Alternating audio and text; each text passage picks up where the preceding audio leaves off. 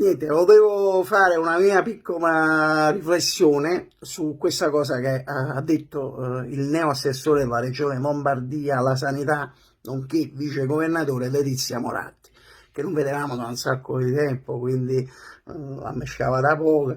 E mi fa piacere, insomma, che ha detto appena arrivata, cioè appena è stata insediata, prima trasuto, subito ha detto questa cosa illuminante che secondo lei si dovrebbe dare priorità ai vaccini, cioè a vaccinarsi alle regioni che hanno, le regioni più ricche, che hanno un PIL più alto, diciamo, sono le regioni più popolose, che sarebbero la Lombardia in primis e poi le altre anche regioni del nord ricche.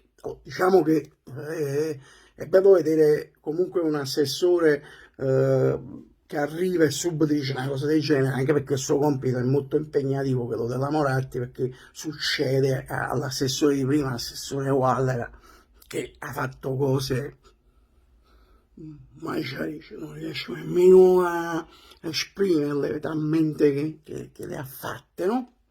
Quindi mi rendo conto che per la Moratti dobbiamo mettere la coppa vicino a Waller è difficile, però lei ci sta riuscendo, che appena è arrivata subito ha detto questa cosa, il vaccino alle regioni più ricche. Secondo me non è una cosa sbagliata, cioè, però io che provengo da una regione povera, no? Vengo dalla Campania, siamo poveri, come, così, come tutto il sud Italia, io penso che se voi vi vaccinate, voi ricchi, e diventate immuni subito, quindi potete andare a lavorare, è giusto che tutti i soldi, tutti i ristori dello Stato, noi che stiamo ignorati, stiamo fermi, che ci muoviamo, stiamo poco bene, no? Siamo ancora poco bene, è giusto che ci mandano a noi i soldi.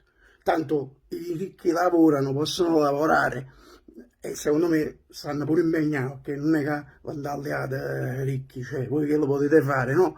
Concentrate, lavorate, noi che non dobbiamo fare niente, mandateci i soldi qua. Che ma fa? La Moratti ha detto così giustamente, quindi concentrati a nord i soldi, però gli stori mandateceli a noi. Ma bu ancora che ci filiamo.